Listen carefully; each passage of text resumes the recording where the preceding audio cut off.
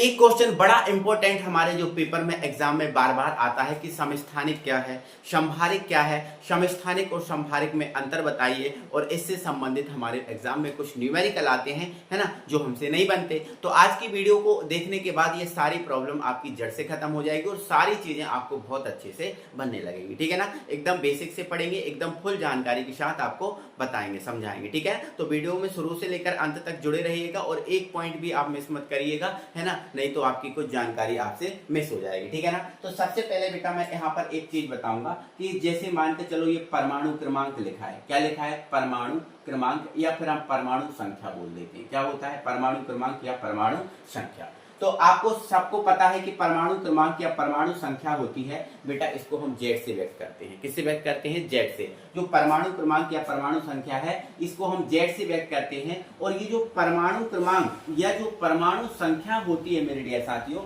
ये क्या होती है, ना किसी परमाणु के नाभिक में उपस्थित प्रोटॉन की संख्या, है ना, किसी परमाणु के नाभिक में उपस्थित जो प्रोटॉन की संख्या है उसे ही हम परमाणु संख्या या परमाणु क्रमांक बोलते हैं। और इस परमाणु क्रमांक या परमाणु संख्या को हम जेड से व्यक्त करते हैं। ठीक है, अब हमने सर अब भी आपसे बोला कि जो परमाणु क्रमांक है किसी परमाणु के नाभिक में उपस्थित प्रोटॉन की संख्या होती है। तो जो परमाणु क्रमांक है वो प्रोटॉन की संख्या, है ना, P फॉर क्या है, प्रोटॉन की संख्या, P फॉर क्या है, प्रोटॉन की संख्या, P फॉर है प्रोटॉन की संख्या के बराबर नहीं होगा क्या, आप बोलोगे बिल्कुल सर होगा, है ना, मतलब जो परमाणु क्रमांक है वो प्रोटॉन की संख्या के बिल्कुल बराबर होगा, कोई दिक्कत नहीं है। ठीक है, लेकिन भाई स्टार्टिंग में किसी परमाणु की अगर मूल अवस्था में है, अगर कोई ने परमाणु ने जो है ना इलेक्ट्रॉन दान नहीं किए और ना ही परमाणु ने इलेक्ट्रॉन ग्रहण किए हैं, तो यहाँ पर जो किसी परमाणु की जो प्रोटॉन संख्या है वो इलेक्ट्रॉन संख्या के बराबर भी होती है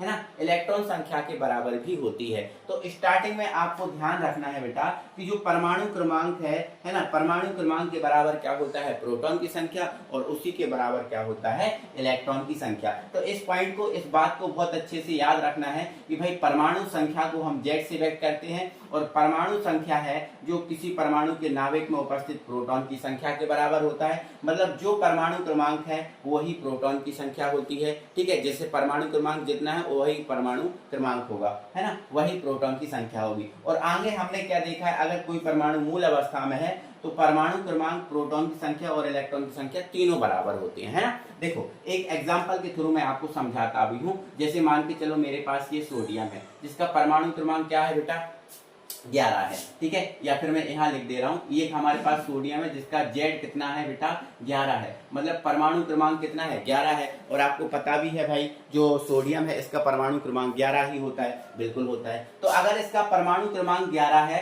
तो इसके पास जो प्रोटॉन है वो भी आपके बेटा कितने होंगे, 11 होंगे। और जो इलेक्ट्रॉन है वो भी बेटा आपके कितने होंगे, 11 होंगे। ठीक है ना, इसी प्रकार से ध्यान रखना है आपको प्रत्येक तत्व के लिए, जो परमाणु क्रमांक है वही इलेक्ट्रॉन है और वही क्या है, प्रोटॉन है। ये बात आप समझ गए, ये बात क्लियर हो गई। ठीक है, अब बेटा एक और आपका पॉइंट आता है कि मोलर द्रव्यमान। क्या बेटा, मोलर द्रव्यमान। ठीक है ना, मोलर द्रव्यमान। ठीक है ना, मोलर द्रव्यमान, या फिर इसको अपन बेटा द्रव्यमान संख्या बोल देते हैं। क्या बोल देते हैं, द्रव्यमान संख्या बोल देते हैं। ठीक है, मोलर द्रव्यमान या द्रव्यमान संख्या। तो ध्यान रखना मेरे डियर साथियों, जो मोलर द्रव्यमान होता है या द्रव्यमान संख्या होती है इसको हम ए से व्यक्त करते हैं। जो मोलर द्रव्यमान है या जो द्रव्यमान संख्या है इसको हम ए से व्यक्त करते हैं। और ये जो ए होता है मतलब जो मोलर द्रव्यमान होता है ये क्या होता है, तो ध्यान से सुनो बेटा, किसी परमाणु के नाभिक में उपस्थित प्रोटॉन की संख्या और जो न्यूट्रॉन की संख्या है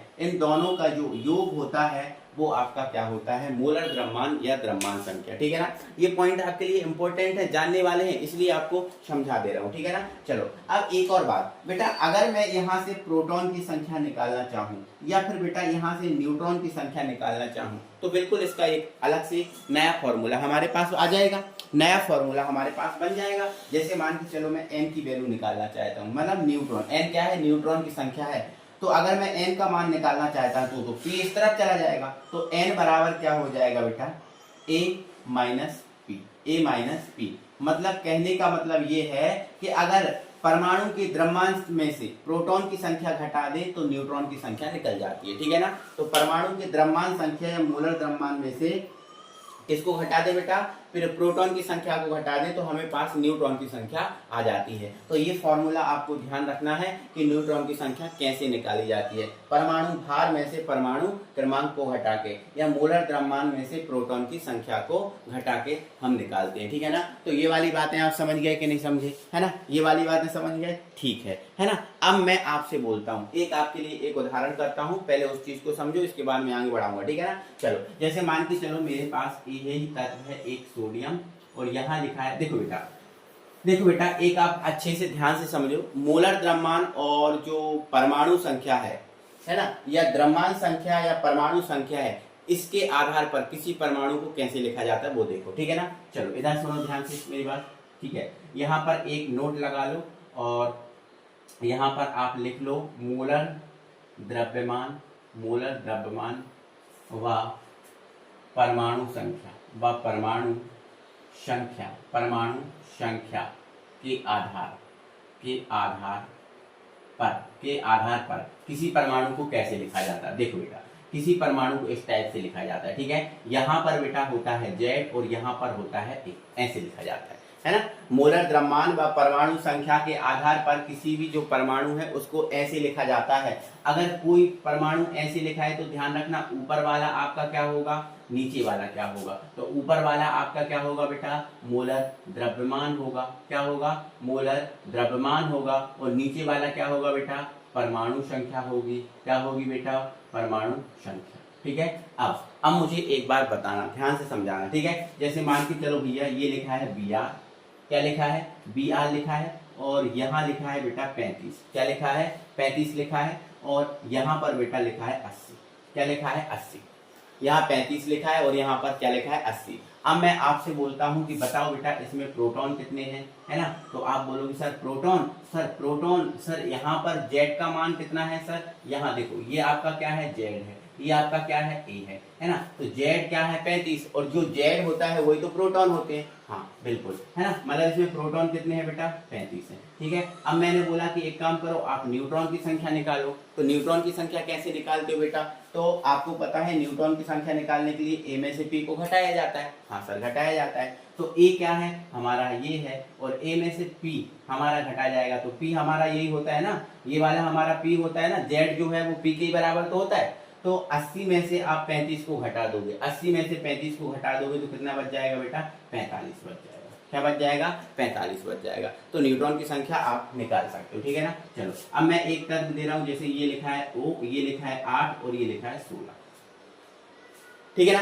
अब बताओ, मैं आपसे बोलूं कि बताओ प्रोटॉन की संख्या क्या है, तो आप बोलोगे सर प्रोटॉन की संख्या 8 है, क्योंकि ये आपका Z है और ये आपका A है। ठीक है, मैंने बोला न्यूट्रॉन की संख्या कैसे निकालोगे, तो आप सर इतनी सी सिंपल सी बात है ना, इस 16 में से 8 को घटा दो सर, न्यूट्रॉन की संख्या आ जाएगी। बिल्कुल सही बात है ना। तो ऐसे करके बेटा आप न्यूट्रॉन, प्रोटॉन, ठीक है, और इलेक्ट्रॉन की संख्या आप बता सकते हो। ये पेपर में आपके क्वेश्चन आ जाता है। ठीक है ना, 1-2 नंबर के लिए ये तैयार हो गया आपका, ये समझ रहे हैं। ठीक है ना। तो और ये चीजें कि आपको आगे जरूरत पड़ेगी तो इनको आपको तैयार भी रखना है। ठीक है ना बेटा। चलो, तो अब हम बेटा आ जाते हैं समस्थानिक पर, और अब हम समस्थानिक करने में हमें कोई दिक्कत और कोई परेशानी नहीं होगी। आप अपनी कॉपी में हेडिंग डाल दीजिए समस्थानिक, है ना, जिसको हम क्या बोलते हैं, आइसोबार्स बोलते हैं। इंग्लिश में क्या बोलते हैं, आइसोबार्स। ठीक है, अब देखो लिखा हुआ है समस्थानिक, लिखा हुआ है ना, समस्थानिक लिखा है ना। तो बताओ कोई भी तत्व, हमारी जो पेरियोडिक टेबल है, आपको पता होगा पेरियोडिक टेबल के बारे में, देखिए आपने पेरियोडिक टेबल। हाँ, तो आपको पता है आपकी जो पेरियोडिक टेबल है परमाणु क्रमांक के बढ़ते क्रम में रखी गई है ना, मतलब कम परमाणु क्रमांक वाला, फिर उससे ज्यादा वाला, फिर उससे ज्यादा वाला, फिर उससे ज्यादा, मतलब परमाणु क्रमांक के बढ़ते क्रम में रखी गई है। और ये लिखा है समस्थानिक। तो बताओ समस्थानिक का मतलब एक ही स्थान पर, और एक ही स्थान पर कोई कब रह सकता है, बताओ एक ही स्थान पर कोई कब रह सकता है। जैसे मान के चलो आपको पता है हाइड्रोजन को परमाणु क्रमांक 1 की जगह रखा गया है, हीलियम को परमाणु क्रमांक 2 की जगह रखा गया है, जैसे ऑक्सीजन को परमाणु क्रमांक 8 की जगह रखा गया है। ठीक है ना। चलो, तो मैं अगर आपसे बोलता हूं कि मुझे परमाणु क्रमांक 1 की जगह किसी तत्व को रखना है, जैसे मेरे पास एक कोई तत्व है W, है ना, मान लेता हूँ W है, मुझे इसकी जगह रखना है। तो अगर इसकी जगह रखना है तो इसका क्या बराबर होना चाहिए, परमाणु क्रमांक बराबर होना चाहिए। अगर इसका परमाणु क्रमांक 1 है तब तो हम इसकी जगह रख सकते हैं, वरना नहीं रख सकते, वरना नहीं रख सकते। जैसे मान के चलो हमें किसी तत्व को इसकी जगह रखना है तो उसके लिए परमाणु क्रमांक कितना चाहिए, जैसे मान के चलो हमें N है, N को हमें इसकी जगह रखना है तो इसका परमाणु क्रमांक 8 चाहिए, तब तो रखा पाएगा, क्योंकि यहाँ पर 8 परमाणु क्रमांक वाले रखे गए, यहाँ पर 7 परमाणु क्रमांक वाले रखे गए, है ना। तो समस्थानिक का मतलब क्या होता है, एक ही स्थान पर, और कोई व्यक्ति, है ना, या कोई भी तत्व या कोई भी परमाणु एक स्थान पर कब रह सकता है, जब उसका परमाणु क्रमांक क्या हो, समान हो, ठीक है ना। तो बेटा जो समस्थानिक है वो एक ही तत्व के परमाणु होते हैं, ये अलग अलग तत्वों के परमाणु नहीं होते, ये एक ही तत्व के परमाणु होते हैं।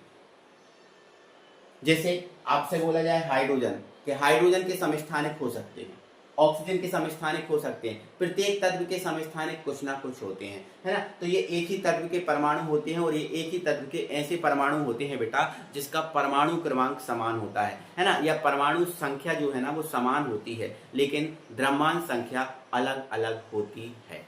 ध्यान रखना, एक ही तत्व के बेटा ये ऐसे परमाणु होते हैं जिनका परमाणु क्रमांक कैसा हो, समान होता है ना, लेकिन परमाणु संख्या परमाणु क्रमांक समान होता है, लेकिन इनका जो द्रव्यमान संख्या है वो आपकी अलग अलग होती है ना, वो द्रव्यमान संख्या अलग अलग होती है, ठीक है ना। तो इस बात को याद रखना कि समस्थानिक एक ही तत्व के परमाणु होते हैं, ठीक है ना बेटा। चलो अब बेटा मैं आगे आपको बताना चाहूंगा कि जैसे मान के चलो अगर हम बात करें हाइड्रोजन की, ठीक है ना, किसकी बात करें, हाइड्रोजन की, तो यहाँ पर आपको एग्जाम्पल लिखाऊंगा, क्या लिखाऊंगा, एग्जाम्पल, ठीक है ना। तो बेटा जो हाइड्रोजन है, क्या है, हाइड्रोजन, हाइड्रोजन H, हाइड्रोजन मतलब क्या है, H, चाहे तो आप H लिख दो या फिर H, चलो ठीक है। H के 3 समस्थानिक है, ठीक है ना, H के 3 समस्थानिक है, ठीक है ना, समस्थानिक है, ठीक है ना, 3 समस्थानिक है। हाइड्रोजन के कितने समस्थानिक है बेटा, 3 है।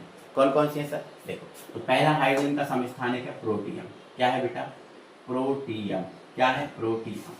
दूसरा समस्थानिक है बेटा ड्यूटीरियम, क्या है बेटा, ड्यूटीरियम, ठीक है ना, क्या है बेटा, ड्यूटीरियम, ठीक है ना। और तीसरा समस्थानिक है बेटा ट्राइटियम, क्या है बेटा, ट्राइटियम, ठीक है ना। तो हाइड्रोजन के कितने समस्थानिक है बेटा, 3 समस्थानिक है। और एक और बात ध्यान सुन लेना, हाइड्रोजन ही एकमात्र ऐसा तत्व है जिसके समस्थानिकों का नामकरण हुआ है, बाकी किसी भी तत्व के समस्थानिक का नामकरण नहीं हुआ, ठीक है ना। तो हाइड्रोजन के कितने समस्थानिक है बेटा, 3 है, ठीक है ना। ये आपका एग्जाम्पल है बेटा, ये आपका क्या है, एग्जाम्पल है ना। तो कितने हैं, प्रोटियम, ड्यूटेरियम और ट्राइटियम, ये 3 समस्थानिक है हाइड्रोजन के, ठीक है ना। चलो, तो प्रोटियम जो है, वैसे तो प्रोटियम को P से व्यक्त करते हैं, ड्यूटेरियम को D से, और ट्राइटियम को किससे व्यक्त करते हैं, T से व्यक्त करते हैं, ठीक है। लेकिन यहाँ पर हाइड्रोजन के समस्थानिक जो तीनों समस्थानिकों को हम H से व्यक्त करेंगे, ठीक है ना। यहाँ पर हम तीनों को किससे व्यक्त करेंगे, H से व्यक्त करेंगे, ठीक है। अब तीनों समस्थानिक, देखो अब ये समस्थानिक है तो समस्थानिक में परमाणु संख्या क्या होगी, बराबर होगी, तो इसकी परमाणु संख्या 1 होती है, इसकी भी 1 होती है, और इसकी भी 1 होती है। लेकिन द्रव्यमान संख्या इन सबकी अलग अलग होती है, इसकी द्रव्यमान संख्या 1 है, इसकी द्रव्यमान संख्या 2 है, और इसकी द्रव्यमान संख्या 3 है। द्रव्यमान संख्या तीनों की अलग अलग होगी, द्रव्यमान संख्या बेटा तीनों की अलग अलग होगी। इस बात को आपको ध्यान रखना है, इस पॉइंट को आपको ध्यान रखना है, ठीक है ना। तो हाइड्रोजन के कितने समस्थानिक हो गए बेटा, 3 हो गए, है ना, प्रोटियम, ड्यूटेरियम और ट्राइटियम। देखो इधर इसके परमाणु क्रमांक क्या है, समान है, परमाणु क्रमांक क्या है इसके, समान है, लेकिन द्रव्यमान संख्या क्या है, अलग अलग है, ठीक है ना। द्रव्यमान संख्या क्या है, अलग अलग है, ठीक है ना। तो इस पॉइंट को, इस बात को आपको ध्यान रखना है कि एक ही तत्व के परमाणु होते हैं, और एक ही तत्व के बेटा ऐसे परमाणु होते हैं जिनके परमाणु क्रमांक तो समान होते हैं, लेकिन परमाणु द्रव्यमान या फिर द्रव्यमान संख्या भिन्न भिन्न या अलग अलग होती है। क्लियर है बात, ठीक है ना। तो इसमें ध्यान रखो क्या बात समान है, तो इसमें देखो प्रोटॉन की संख्या समान है, 1 है, 1 है, 1 है। इलेक्ट्रॉन की संख्या भी देखो 1 1 1 है ना, लेकिन द्रव्यमान संख्या इसकी अलग अलग है, ठीक है ना। तो ये हमारा क्या हो गया बेटा, समस्थानिक होगा, जो आपके लिए इंपॉर्टेंट है एग्जाम के लिए, ठीक है ना। चलो अब बेटा जैसे मान के चलो, मैंने क्या बोला, हाइड्रोजन के समस्थानिकों का नामकरण हुआ है, बाकी तत्वों के समस्थानिक का नामकरण नहीं हुआ। जैसे मान के चलो हमें कार्बन के समस्थानिक बनाना है, तो कार्बन के भी 3 समस्थानिक होते हैं बेटा, कार्बन के भी कितने समस्थानिक होते हैं, 3 समस्थानिक होते हैं। लेकिन बेटा जो कार्बन के समस्थानिक हैं उनका नामकरण नहीं हुआ, ये जो कार्बन के समस्थानिक हैं इनका नाम कार्बन ही है, क्या है, कार्बन ही है। अब समस्थानिक है तो परमाणु क्रमांक क्या होगा, समान होगा। परमाणु क्रमांक क्या होगा, समान होगा। अब परमाणु भार क्या होगा, अलग अलग। तो कार्बन का भार कितना होता है, 12 होता है। कितना होता है, 12। ठीक है, तो इसका आप कितना कर दो, 13 कर दो। इसका आप कितना कर दो, 14 कर दो। ठीक है, ये कार्बन के क्या होगा, समस्थानिक। देखो परमाणु क्रमांक समान है, परमाणु भार अलग अलग है। ऐसे ही बेटा जो नाइट्रोजन है, नाइट्रोजन के भी 3 समस्थानिक होते हैं। ज्यादातर 3 समस्थानिक हैं। ज्यादातर कितने समस्थानिक हैं, 3 समस्थानिक है। लेकिन सबसे ज्यादा जो समस्थानिक हैं वो पोलोनियम पीओ के। किसके हैं बेटा, पोलोनियम पीओ के। ठीक है ना, तो ये आप अपनी कॉपी में कहीं लिख लेना, पोलोनियम पीओ के हैं। और कितने हैं बेटा, 27। ठीक है ना, तो सबसे ज्यादा समस्थानिक किसके हैं, पोलोनियम पीओ के। आप पेरियोडिक टेबल में देखना, आपको मिल जाएगा। ठीक है ना, चलो। तो नाइट्रोजन के भी 3 समस्थानिक। अब ये समस्थानिक है तो परमाणु क्रमांक तीनों का क्या होगा, समान होगा। लेकिन परमाणु भार क्या होगा, अलग अलग होगा। तो पहले नाइट्रोजन का परमाणु भार देखो कितना होता है, तो आप बोलोगे सर 14 होता है। तो इसका कितना होगा, 15 कर दो। इसका कितना कर दो, 16 कर दो। ऐसे ही ऑक्सीजन जो है, ऑक्सीजन के भी बेटा 3 समस्थानिक होते हैं, है ना। जैसे ऑक्सीजन के भी कितने समस्थानिक होते हैं, 3 होते हैं। तो ऑक्सीजन का परमाणु क्रमांक कितना है, 8 है। तो इसका भी 8 कर दो। लेकिन ऑक्सीजन का भार इसका 16 होता है। तो इसका कितना कर दो, 17 कर दो। इसका कितना कर दो, 18 कर दो। तो इनके नाम ऑक्सीजन ही है, इनके नाम नाइट्रोजन ही, इसके नाम कार्बन ही। केवल एक ही तत्व है जिसका नामकरण तत्वों का किया गया है ना, समस्थानिकों का नामकरण किया गया है। ठीक है ना, चलो। तो समस्थानिक आपको समझ में आ गया बेटा। ठीक है ना, चलो। अब इसी प्रकार से अपन समझते हैं बेटा समभारिक को। देखो बेटा, हेडिंग क्या डाली है हमारी, समभारिक, जिसको आइसो क्या बोलते हैं, बार्स बोलते हैं, आइसो बार्स। ठीक है ना। अब यहाँ लिखा है, शब्द नाम से ही समझ में आ रहा है, समभारिक मतलब इसमें भार समान होगा। अब भार समान होगा तो परमाणु क्रमांक अलग होगा। हाँ सर, भार समान होगा तो परमाणु क्रमांक बिल्कुल सर अलग होगा, बिल्कुल परमाणु भार अलग होगा। सॉरी, भार समान है, इसका जो भार है वो समान है। भार मतलब मोलर द्रव्यमान, मोलर द्रव्यमान मतलब द्रव्यमान संख्या, एक ही बात है ना। तो मतलब भार समान है, मतलब परमाणु क्रमांक क्या होगा, अलग अलग होगा। और जब परमाणु क्रमांक अलग अलग होगा तो तत्व भी अलग अलग होगा, क्योंकि परमाणु क्रमांक अलग अलग तो तत्व अलग हो जाएगा, है ना। तो ध्यान रखना भाई, ये अलग अलग तत्वों के परमाणु होते हैं, एक तत्व के परमाणु नहीं होते, ये अलग अलग तत्वों के परमाणु होते हैं। और ये अलग अलग तत्वों के बेटा ऐसे परमाणु होते हैं जिनका परमाणु भार मतलब द्रव्यमान संख्या तो समान होती है, लेकिन परमाणु क्रमांक अलग अलग होता है। परमाणु क्रमांक अलग अलग होता है या परमाणु संख्या अलग अलग होती है। ये बात आपको ध्यान रखना है, इस पॉइंट को आपको ध्यान रखना है ना। जैसे अब आपको मैं एग्जांपल बता रहा हूँ, जैसे एग्जांपल आप देखिएगा, ठीक है ना। देखो, जैसे मैंने यहाँ पर लिख दिया बेटा आर्गन लिख दिया, क्या लिख दिया, आर्गन। मैंने यहाँ लिख दिया बेटा पोटेशियम लिख दिया, और मैंने यहाँ लिख दिया कैल्शियम, क्या लिख दिया, कैल्शियम। ठीक है ना। अब यहाँ देखो, ये जो आर्गन है इसका परमाणु क्रमांक 18 होता है, इसका 19 होता है, इसका 20 होता है। लेकिन आर्गन का जो भार है वो 40 है, और पोटेशियम का भार भी लगभग 40 ही होता है, और कैल्शियम का भार भी कितना होता है, 40 होता है। अब देखो, यहाँ जो परमाणु का भार या द्रव्यमान संख्या समान है, लेकिन देखो परमाणु क्रमांक तीनों का क्या है, अलग अलग है। परमाणु क्रमांक देख लो आप, तीनों का अलग अलग है, इसका 18, इसका 19, इसका 20, लेकिन परमाणु भार देखो तीनों का समान है, बिल्कुल। तो जब परमाणु भार समान होता है, परमाणु क्रमांक अलग अलग होता है, तो वो आपका किस में आता है, समभारिक में आता है। किस में आता है, समभारिक में। तो ये समभारिक है। आप देखो, आपकी जो पेरियोडिक टेबल है इसमें कई आपको समभारिक मिल जाएंगे, कई समभारिक आपको यहाँ पर मिल जाएंगे। ठीक है ना। तो ये पहला एग्जांपल हो गया समभारिक का। दूसरा भी है, जैसे कोबाल्ट है और ये निकेल है।